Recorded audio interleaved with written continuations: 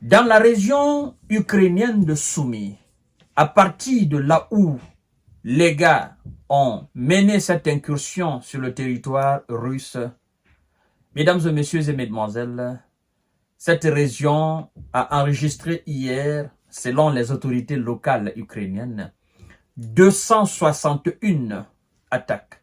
Et ça ne se limite pas là. Au niveau de 2 oblasts de l'Ukraine, mesdames et messieurs, la journée d'hier, la nuit d'hier à aujourd'hui a été sombre.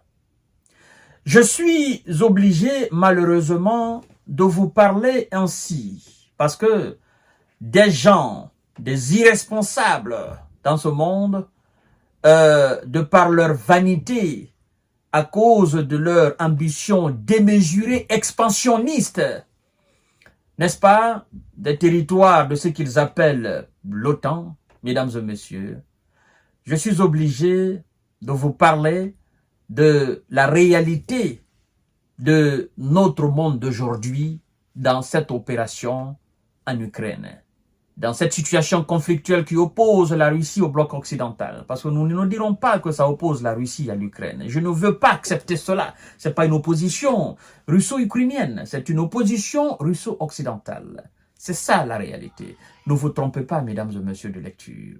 Donc, par leur faute, par leur détermination à mettre à genoux ce qu'ils sont incapables de faire, c'est-à-dire anéantir cette Russie.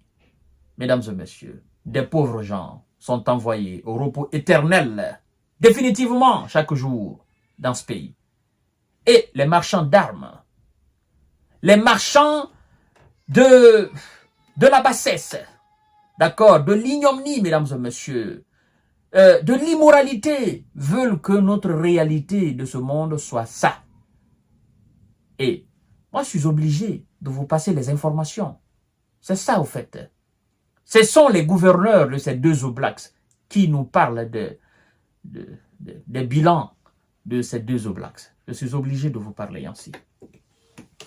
Permettez-moi encore de vous rappeler une fois de plus que le fait de liker, de partager, d'interagir dans les commentaires, le fait, mesdames et messieurs, de vous abonner, permet de sécuriser notre chaîne YouTube Kanté-J Visionnaire, mais aussi permet aux autres d'entrer en contact avec nos émissions et contribue au développement de façon large notre chaîne. Donc je compte sur vous afin de partager ces émissions d'information et de décortiquage, mesdames et messieurs. Alors, on nous informe, parce que quand c'est M. Zelensky et ses hommes et ses supplétifs occidentaux qui frappent le sol russe, ça, ils se glorifient, ils se vantent, ils sont très contents de cela. Mais quand c'est le contraire, ils s'alarment. Ça fait le titre des gros journaux, n'est-ce pas, en Occident. Et ça fait des condamnations. Mais quand c'est eux qui le font, ils se réjouissent de cela. Mais nous ne sommes ni de l'un, ni de l'autre. Nous voulons juste la paix. Nous sommes les peuples du monde. Mais puisque ils veulent que ça soit la guerre, nous allons commenter et continuer de sensibiliser.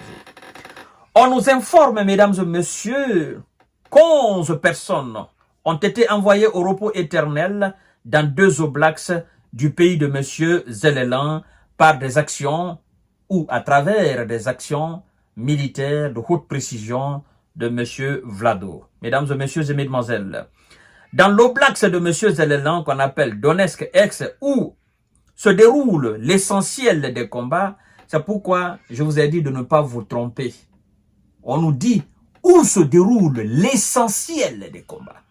On ignore maintenant d'ailleurs ce qui se passe dans la région de Koursk, parce que la région de Koursk a été fermée, c'est scellé. Et les gars de Zelensky qui sont là, et mesdames et messieurs, leur sort est scellé. Vous voyez, on vous dit l'oblast de Donetsk où l'essentiel des combats se passe. On nous informe que 7 individus ont été envoyés au repos éternel samedi, selon le gouverneur Vadim Vlachkin. 15 personnes ont également été touchées, dans l'Oblax au cours de la journée écoulée, a-t-il précisé sur son compte Telegram, mesdames et messieurs. Alors, on nous informe aussi que 4 autres personnes ont été envoyées au repos éternel et 13 ont été aussi touchées dans des actions militaires, n'est-ce pas, des hommes de M. Vlado sur l'Oblax de Soumy Nord, à partir de cette région où les gars de Volodymyr Zelensky ont décidé d'envahir la Russie, a affirmé la police de M. Zelensky. Cette oblast fait face à celui de Kursk en Russie où les troupes de Zelensky sont entrées. Vous voyez, je vous ai dit, depuis qu'ils ont lancé leur offensive dans cette région de Kursk, à partir de Soumy, j'ai dit à Zelensky, Zelensky, tu viens de commettre une erreur irréparable. Parce que, crois-moi, cette région ne restera plus tranquille. Il n'a pas compris. Mais il était déjà trop tard. Et quand ses alliés se sont rendus compte de l'erreur grandiose qu'il venait de commettre, directement il a reçu l'ordre de ses maîtres d'évacuer le plus rapidement que possible les 183 localités de Soumy. Et c'est ce qui a été fait à la hâte. Oui, parce qu'il a compris que ça allait pleuvoir sur cette localité. Et finalement, ça a commencé à descendre, mesdames et messieurs. Et je crois que Zelensky ne va pas s'alarmer parce qu'il a décidé d'entrer en Russie. Il a décidé d'entrer en Russie à partir de cette région. Et aujourd'hui, ben écoutez, se passe à Soumy ce qui se passe. Mesdames et messieurs et mesdemoiselles, on nous rapporte aussi que hier samedi, n'est-ce pas, les gars de M. Vlado ont effectué 161 attaques sur le territoire de l'Oblast de Soumy. 50 localités ont été bombardées avec plusieurs types d'armes, a ajouté la police sur son compte Telegram. 261 dans la région de Soumy.